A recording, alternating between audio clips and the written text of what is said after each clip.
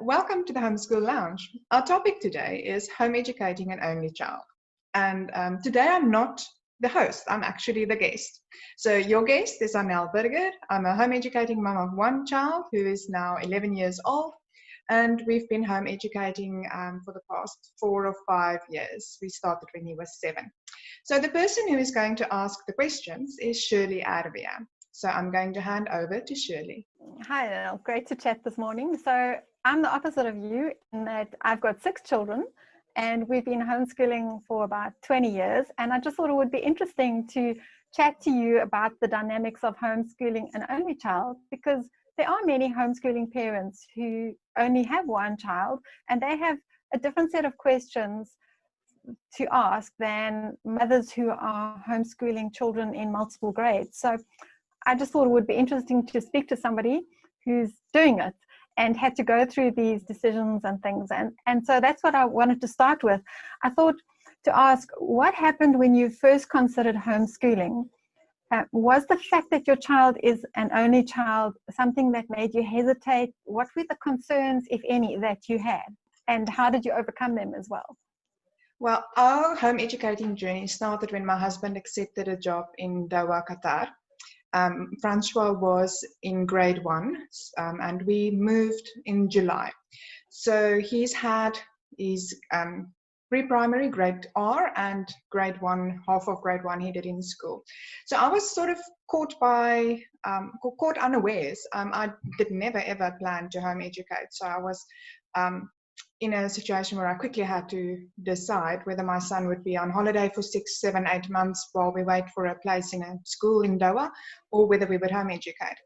And after conversation with my husband and he doing some research, we found the Doha home educators online. And they're a huge network of home educators from across the world. And we joined up with them. They invited us to their social activities. And before long, we had friends, not only for Francois, but also for myself and my husband. Sport activities, co-op. So in terms of him being an only child, that wasn't a big concern when considering starting home education.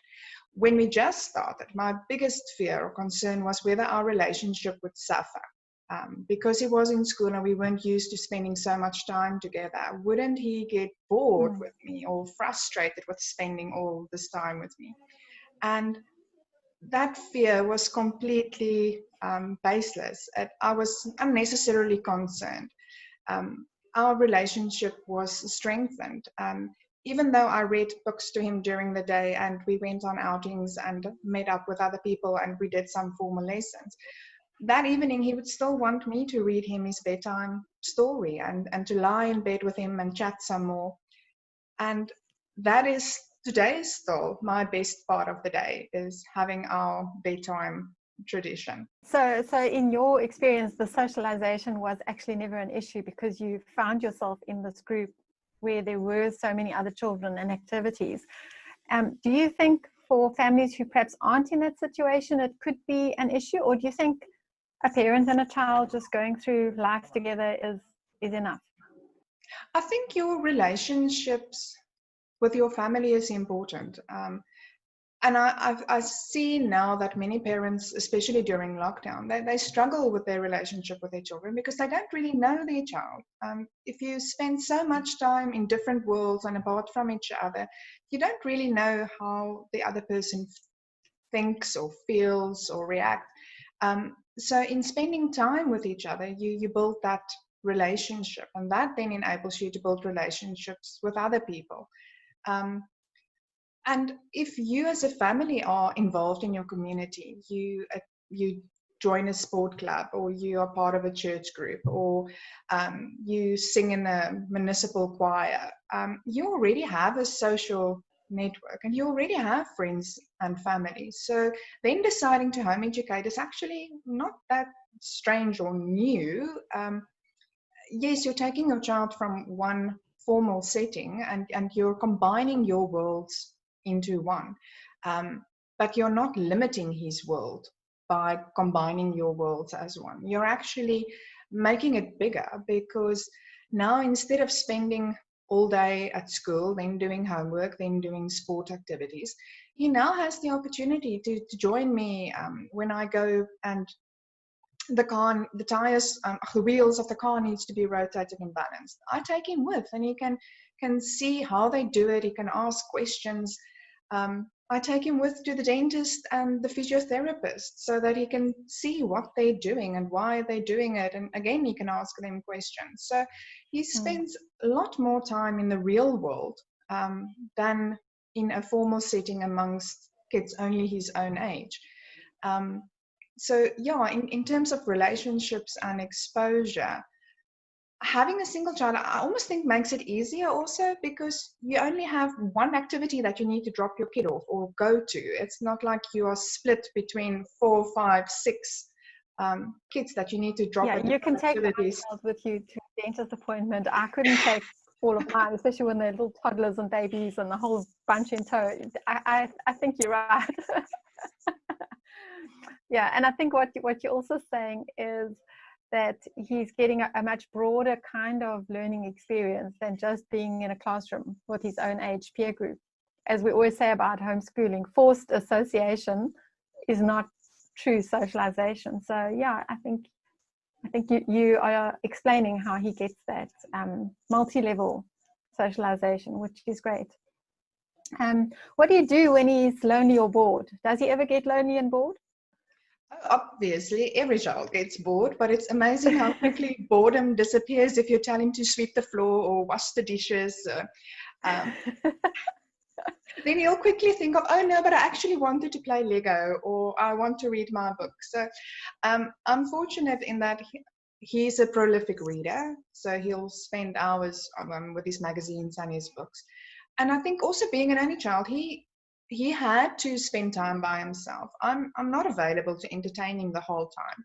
So he's learned how to keep himself occupied. Lonely, I would say, is only a problem now during lockdown, because he doesn't have that face-to-face interaction with his friends. He told me yesterday the thing he misses most is being able to kick a ball on the soccer field with his friends while chatting and planning, their next activity. Yeah. So we've moved some of his extramural activities online. His drama class and his guitar lesson has moved online, and he's moved some of his play dates online. Fortunately, Minecraft and Trailmakers and Zoom and WhatsApp allows them to even play board games. And yes. From the banter and the laughter, you'd think they're sitting right next to each other. But yeah, now during lockdown, it's definitely a more lonely time. And touching on benefits and challenges of home educating an only child. Also now during lockdown, my biggest challenge is I don't have a sibling or a friend that I can tell him, go play a board game, with X, or go kick the ball with Y. I need to stand in for that sibling or friend. Because I can't deprive him, of that interaction. So that's my biggest challenge at the moment. Having to give him even more attention than I would normally give him. But then coming back to a benefit of an only child, and this is completely different to you, I only have to focus on one grade or one age level. So when people ask, how do you teach children of different ages? It's like, I'm sorry, go ask Shirley. Yeah. Okay.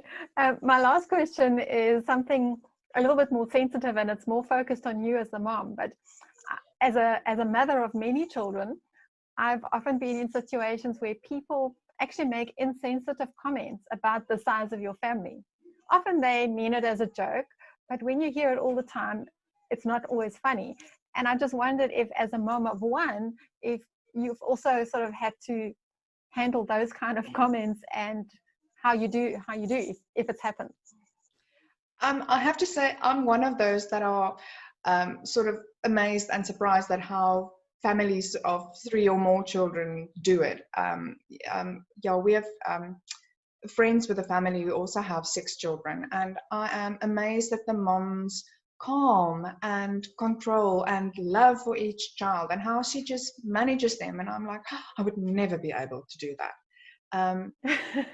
And when I and she's also one who once asked me, may she asked me this very personal question: did I only want Yeah. one child, or and it wasn't a decision. It's just the way it happened. So I'm comfortable with having just one child, but I do feel that other people feel sorry for me for only having one child. It's like, if you have 2 or 3 kids, then your family is complete. Then you've got the statistic Yeah. 2.4 kids, and um, so yeah. So I sometimes get pity. More than being judged, or I've never had the experience where people tell me, but you should have 2 kids, and you can't let your kid grow Okay. up by himself. I think society has moved on from that. They're accepting smaller families more easily. I think society is at this stage shocked with bigger families, as you experience. Yes. Yeah. No, I just wondered because it might be fine for you, but there might be somebody else listening and feeling, well, at least I'm not the only one, and perhaps you could just, encourage them. So that's why I just thought to ask that question. Yeah, But just to yeah, I think, to add to that question, I know I think it was the Time or the National Geographic magazine a couple of years ago, they had an article about single children. And I think that also helped me, because it was before Francois went to school, that because you have more resources available to give to your only child, you don't have to split it between children. They often do very well in life, because they have more resources available. They learn to stand up for themselves. They don't always have someone to support them or back them up. So yeah, a single child can be very well prepared for an adult life. So that yes, was for me a great to hear that or to read that. yeah. If you look in history, there were some famous leaders like Abraham Lincoln, who was apparently an only child, and he was raised in a rural setting on a farm where he didn't have a lot of socialization, and yet he was quite a well-respected leader. So I think it's a false concern. And I once saw a cute little phrase that said, no, something like every family, no matter how small, is still a family. And I think, some families are even smaller than you in that sometimes it's a single mom and her child. And one thing that I've learned is I got to a point where I recognized that feeling out was something, it was my issue. It wasn't society putting it on me. So when I was single, I used to like go to church, for example, and think, oh, I don't fit in because everybody's married, But then I got married. Then I felt like, oh, well, I'm not quite the same as everybody else because I don't have children. And then I had children, and then I felt like, oh, but now I'm the one with the noisy toddlers, and like I don't really belong. And then I became the mom with so many children. I don't belong. I'm not the same. And eventually I got to a point where I realized, but hang on. At every stage, you're feeling like you're the odd one out. You actually just need to accept, this is who I am. This is my circumstance. And I belong in a church or a community or a homeschool group as much as the others who are different to me. And once I sort of matured and realized that, it made a big difference. So that's my encouragement to people with big families and small families. I don't know if you've got any final thoughts, but we can just wrap up now. I did want to touch on socialization just one more time, because another question I'm asked with having only one child and home educating him is, how will I ever prepare him for dealing with bullies, or to be able to work in a team or a group setting? And my answer to that is just that bullies are not confined to the school playground. You find them in any setting where you have a group of kids. And I remember clearly, we had friends, Francois' friends, visiting, and they were playing a game, and at one stage they didn't agree on the rules, and for 10 minutes or so they were just arguing about the rules. And I decided, no, I have to step in now, because I have to teach them conflict resolution skills. 3 6-year-olds, they can't teach each other how to do that. So yeah, I had to step in, and I simply asked the question, what is more important, playing the game or arguing about the rules? How do you want to spend your time? So let's come to an agreement on the rules and quickly sort it out. And that to me was like an eye-opener, in that I can't just leave my kid on the playground and expect he'll know how to behave, because he needs to be taught how to behave. And as a parent, my role is to teach him manners, respect, how to communicate, conflict resolution, as I said. So those aren't things that we can just hand over to a school and think they'll be taught that there. A teacher does not have the time, and it's not their function. Their job is to impart knowledge, not to teach your child manners. Um, and I think that's what I like about home education groups, is it's mixed ages. The sport that Francois does is aimed specifically at home educators. So it's a group of kids aged 6 to 16, all playing soccer together, all playing baseball together. And they teach each other skills. The older kids teach the younger kids how to catch and how to kick. And if it was only a group of 6-year-olds, the chance of them, learning how to catch a ball is much slimmer than when they have 11, 12, 13-year-old, who can show them and have the patience to teach them. Yeah, and that's developing leadership and other skills in those older children as well. It's wonderful. Yeah. So you can do that at home. I have to go and find mine. Yeah.